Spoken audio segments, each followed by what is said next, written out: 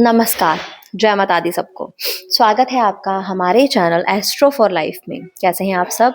उम्मीद करते हैं कि आप सब ठीक होंगे, खुश होंगे और आशा करते हैं कि आप सभी को हमारी वीडियोस पसंद आ रही होंगी। आज हम बात करेंगे वृश्चिक राशि की। वृश्चिक राशि की बात करेंगे हम राहु के माध्यम से, क्योंकि पूरे 18 साल के बाद राहु ने प्रवेश कर चुका है शतभिषा नक्षत्र के तीसरे चरण पे। और इस चरण पर राहु ने प्रवेश किया है पूरे 18 साल के बाद, 18 ईयर्स के बाद राहु ने इस नक्षत्र में प्रवेश किया है।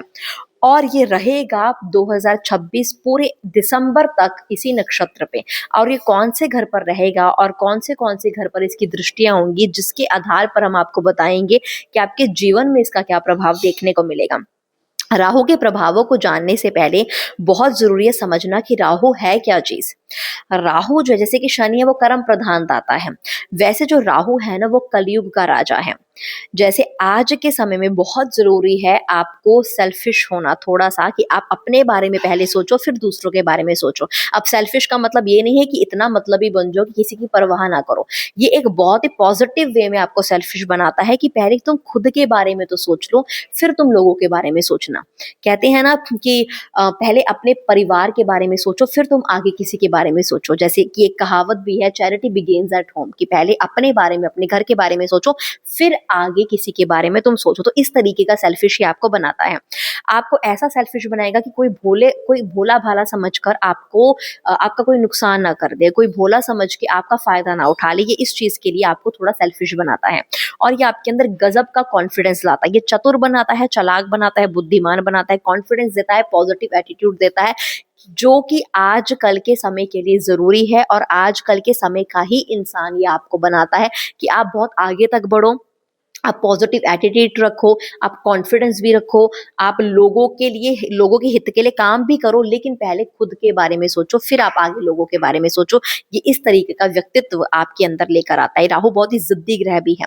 जब आप किसी के अंदर कोई जुनून देखते हैं, कोई जिद देखते हैं ना कि हाँ मुझे ये चीज करनी है तो मुझे करनी, मुझे चीज हासिल करनी है तो मुझे करनी ही करनी है किसी भी कीमत पर।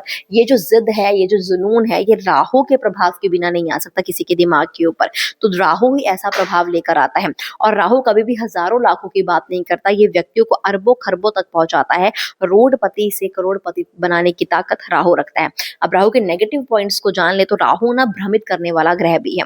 राहु थोड़ा डराने वाला, भ्रमित करने वाला, कंफ्यूज माइंड करने वाला ग्रह भी है।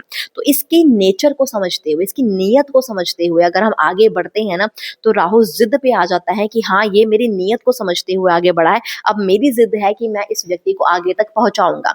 ये आपकी परीक्षा भी लेगा, जैसे कि समय समय पर आपको एटीट्यूड देगा, आपकी वाणी को खराब कर देगा, आपको ओवर कॉन्फिडेंस दे देगा, लेकिन ये उसकी परीक्षा है। अगर इसकी परीक्षा पर पास होकर तुम निकल गए, तुमने ये सब नेगेटिव पॉइंट्स नहीं पकड़े, उसके पॉजिटिव पॉइंट्स पकड़े, तो भी राहु कहे कि तुम मेरी परीक्षा पर पास हो गए हो, अब मेरी जिद है कि मैं तुम्हें आगे बढ़ा कर ही रहूंगा। तो इसकी नीयत को समझते हुए अगर आप चलोगे तो राहु आगे पहुंचाकर ही रहेगा, वो पहुंचाकर ही छोड़ेगा। उसकी जिद होती है, अगर व्यक्ति उसके अकॉर्डिंग चल रहा है तो वो आगे पहुंचाकर ही रहेगा आपको।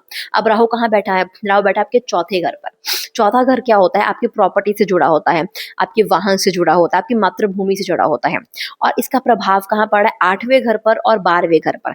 यह सबसे बड़ी बात है कि 8वां घर भी परिवर्तन का घर है, 12वां घर भी परिवर्तन का घर है, और चौथा घर मातृभूमि का घर है। तो आपको कुछ ना कुछ परिवर्तन अपने जीवन में और बड़ा बदलाव अपने जीवन में देखने को मिल सकता है यहाँ पर।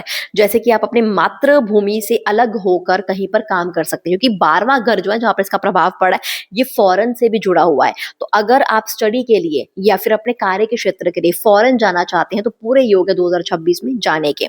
इसके अलावा आप अपनी मातृभूमि से अलग होकर कहीं पर कार्य कर रहे हैं या फिर हायर स्टडीज के लिए पढ़ने जा रहे हैं, जैसे कि आप एक शहर पर रहते हैं पर दूसरे शहर पर जाकर कोई कार्य कर रहे हैं, नौकरी कर रहे हैं, या फिर दूसरे शहर पर जाकर आप पढ़ाई के लिए दूसरे शहर पर गए हैं, ठीक है, तो आप हॉस्टल चले गए हैं दूसरे शहर में। तो इस तरह के योग भी बनते हैं जहां पर आपको अपनी मातृभूमि चेंज कर कर कहीं और पर जाकर रहना पड़ सकता है। ऐसे आपको चेंजेस अपनी लाइफ में देखने को मिल सकते हैं।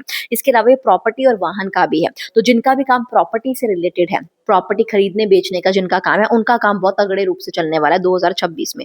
इसके साथ साथ आप कोई प्रॉपर्टी ले सकते हैं, प्रॉपर्टी में रेनोवेशन करवा सकते हैं, या फिर वाहन का सुख भी प्राप्त होने के योग बनते हैं। क्योंकि जब तक प्रॉपर्टी और प्रॉपर्टी के घर और वाहन के घर में जब तक खुद राहु ना बैठा हो या फिर राहु का प्रभाव ना हो तब तक वो बड़ी चीज हमें नहीं देखने को मिलती है। तो राहु का प्रभाव होना बहुत ज्यादा जरूरी है। तो राहु का प्रभाव अगर इस बड़ी चीजों में, कि छोटी मोटी चीज में नहीं, वाहन बड़ी चीज है, प्रॉपर्टी एक बड़ी चीज है, तो ऐसी जगह पर जब राहु बैठा हो या फिर इसका प्रभाव हो या फिर इसकी दृष्टि हो तो ऐसे योग देखने को मिल जाते हैं जो कि आपको जरूर देखने को मिलेंगे।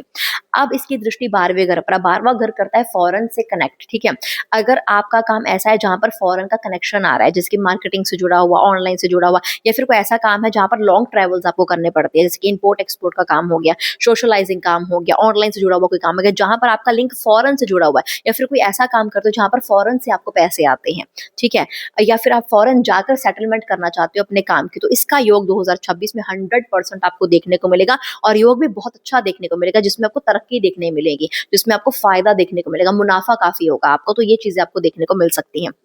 अब इसकी दृष्टि पड़ी 8वें घर पर। 8वां घर होता है 8वें घर को मुक्ति का घर कहा जाता है। ठीक है, और राहु ऐसा है ना कि वो किसी मतलब वो ना अपने ऊपर कोई बंदिश नहीं रखता, वो मुक्त रहना चाहता है, और 8वां घर भी मुक्ति का घर है। तो 8वां घर में ना, 8वां घर को स्ट्रेस का, एंग्जाइटी का, डिप्रेशन का, टेंशन का, ये सब चीजों का घर कहा जाता है। तो ऐसी कोई भी परेशानी आपके जीवन में पहले जो चल रही थी, अब राहु उससे मुक्त करवाने के लिए आपको आ चुका है, यानी कि मुक्त कर देगा उन चीजों से आपको।